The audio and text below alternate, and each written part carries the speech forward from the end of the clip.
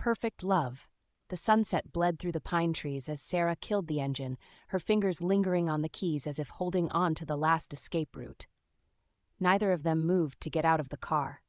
The silence between them felt like a living thing, heavy and poisonous, feeding on their exhaustion. James stared straight ahead, his knuckles white on his knees, jaw working in that way that meant he was biting back words. Sarah counted his breaths, a habit she'd developed to predict his moods. Short, sharp inhales. He was still angry about this morning.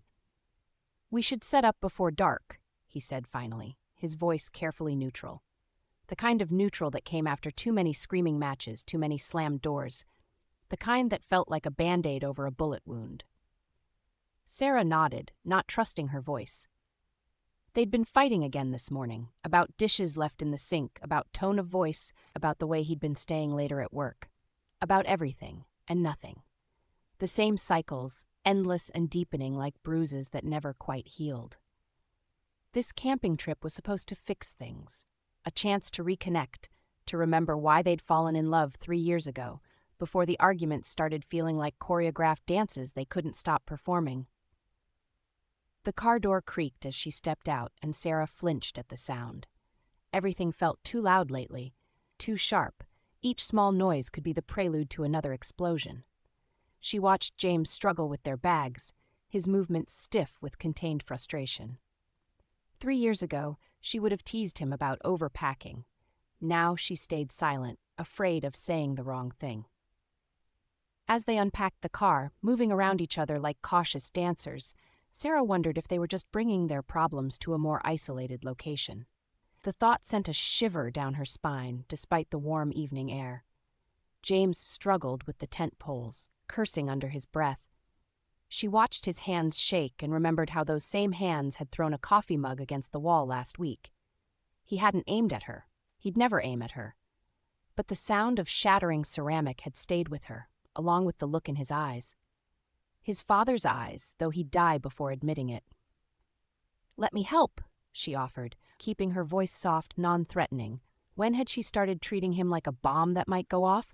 "I've got it." His jaw clenched. Just like his father's, she thought, then hated herself for thinking it. James wasn't his father. He wasn't violent, just passionate. The word felt hollow even in her thoughts. They worked in silence as darkness crept through the trees like spilled ink. The campsite was beautiful in a raw way, dense forest surrounding a small clearing, a lake gleaming through the trees like a mirror to another world. They'd picked it for the isolation, hoping privacy would help them heal. Now the isolation felt oppressive, wrapping around them like a shroud. Over a dinner of sandwiches neither of them really wanted to eat, Sarah tried to bridge the gulf between them. "Remember our first camping trip, when that raccoon stole your shoes?" James smiled, but it didn't reach his eyes, those eyes that used to crinkle at the corners when he laughed, now just tired and guarded. "Yeah. Back when everything was easier?" "It could be easier again." She reached for his hand across the picnic table, remembering when touching him didn't feel like an act of courage. He pulled back, standing abruptly. The table shook, water sloshing in their plastic cups. "I'm going to get more firewood." Sarah watched him disappear into the shadows, wondering when touch had become so loaded between them. She could feel tears threatening, and forced them back. They'd sworn not to fight on this trip, but sometimes the silence felt worse than screaming. At least screaming meant they still cared enough to be angry. That night in the tent, they lay rigid in their separate sleeping bags, listening to each other breathe. Sarah wanted to roll over to close the distance, but fear stopped her. Fear of rejection, fear of another argument, fear that this was just who they were now. Two people who loved each other too much to leave but not enough to fix what was broken. "James?" she whispered into the darkness. Are we going to make it?" The silence stretched so long she thought he'd fallen asleep. Finally, "I don't know." Rain started pattering on the tent, gentle at first, then building to a steady drum. Sarah closed her eyes and tried to remember when love had felt simple. When had they started keeping score? When had every conversation become a minefield? Morning brought sunshine and unexpected company. Sarah emerged from the tent, eyes puffy from crying silently into her sleeping bag, to find a couple setting up breakfast at the next campsite over. They looked to be in their 40s, fit and attractive in an almost artificial way, like mannequins come to life. The woman waved cheerfully. "Good morning. We were hoping we'd have neighbors." She approached their campsite, her smile radiant, too perfect. "I'm Elena, and that's my husband Mike. We brought far too much food. Would you like to join us for breakfast?" Before Sarah could respond, James emerged from the tent. "That sounds great," he said, surprising her. He'd been avoiding social interactions lately, claiming everyone was judging them. Maybe he was right. They weren't exactly the picture of marital bliss these days. Over coffee and perfectly cooked eggs, Elena apparently brought a full camp kitchen. They learned Mike and Elena were experienced campers who traveled the country in their RV. The older couple moved around each other with practiced grace, anticipating each other's needs before they were voiced. Sarah caught James watching them with something like hunger in his eyes. When had they last moved together so smoothly? "The secret is understanding that conflict is just concentrated passion," Elena said, touching Mike's hand. Their fingers intertwined with practiced perfection. 25 years together and we've never spent a night angry, have we, darling?" Mike kissed his wife's knuckles, his eyes never leaving her face. "Not one night." Sarah felt James shift beside her. She knew they were both thinking of their countless angry nights, of separate rooms and cold shoulders, of words thrown like weapons and apologies that came too late. "Everyone has rough patches," Mike added, his eyes suddenly fixing on James with an intensity that seemed almost predatory. "Sometimes you just need a fresh perspective. Why don't you join us for dinner tonight? Elena makes an amazing campfire stew." The day passed in a strange haze. Mike took James fishing, their voices drifting across the lake in low murmurs. Sarah watched from shore as Mike placed a paternal hand on James's shoulder, leaning in close to speak. Something about the gesture made her skin crawl, though she couldn't say why. Elena taught Sarah meditation techniques for centering emotional energy, her voice hypnotic as she guided Sarah through breathing exercises. Something about the couple was oddly magnetic.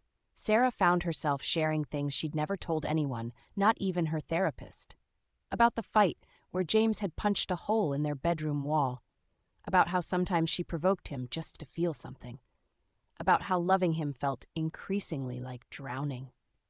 "Love should lift you up, not pull you under," Elena said, her eyes gleaming strangely in the afternoon light.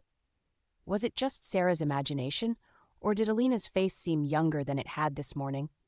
It wasn't until sunset that the first warning bell chimed. Elena was showing Sarah her journal, leather-bound and ancient-looking, full of relationship advice written in elegant script.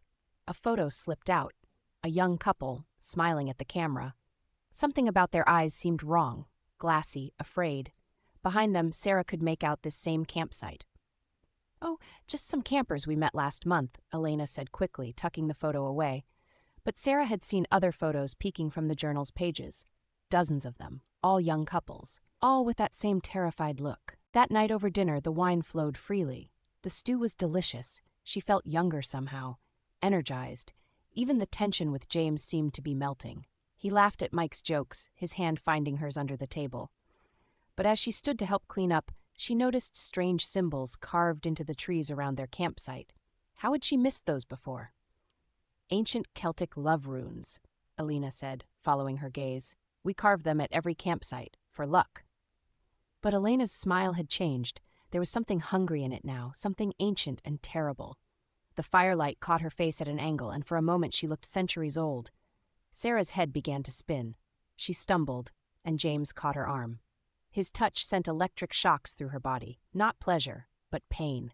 Pure, crystallized agony, like their love turned to poison in her veins. "What did you do to us?" James slurred, also struggling to stand. His face was aging before her eyes, wrinkles cutting deep grooves around his mouth.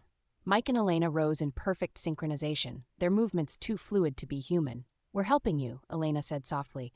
"Your love is so strong, all that passion, even in your fights. It's perfect for the harvest." "You're young," Mike added, his voice resonating with unnatural depth. "In love, but broken, the best vintage. Your pain has seasoned you perfectly." Sarah tried to run, but her legs wouldn't move. She watched in horror as Elena opened her journal again. The photos, dozens of couples, all young, all afraid, all gone.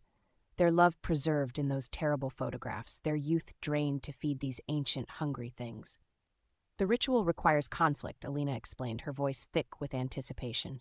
Your final moments of passion, give us your pain, your anger, your broken dreams. I hate you, Sarah whispered to James as their knees buckled. She could feel her youth draining away, feeding something dark and endless. I wish I'd never met you. I know, he replied, tears streaming down his rapidly aging face. I wish I could have been better, been enough. The last thing Sarah saw was Mike and Elena standing over them, chanting in an ancient language that made her bones vibrate. Their faces seemed to shift, sometimes young, sometimes ancient, always hungry. She felt her youth draining away, felt James aging beside her. Their final breaths synchronized, as their bodies crumbled to ash, their toxic love providing the perfect feast. By the lake, Mike held Elena close as they danced under the moon. Their skin glowed with stolen youth, their love strengthened by another perfect harvest. The water reflected their true forms, ancient, beautiful, terrible. They never appreciate what they have, Elena mused, pulling out her journal. Not like we do, we've made love eternal. We've perfected it, Mike agreed, kissing her deeply. Centuries of practice. Elena smiled as she wrote in her journal, documenting their latest triumph. A Polaroid fell out. Sarah and James in their final moment, their love preserved at its passionate peak. She tucked it into the album with the others. Hundreds of couples, hundreds of perfect moments of imperfect love. Where to next, my love? Mike asked, young and ancient all at once. I heard about a lovely campground in Oregon, Elena said, her eyes glittering like stars. Perfect for couples trying to reconnect. They kissed again, eternal in their perfect predatory love.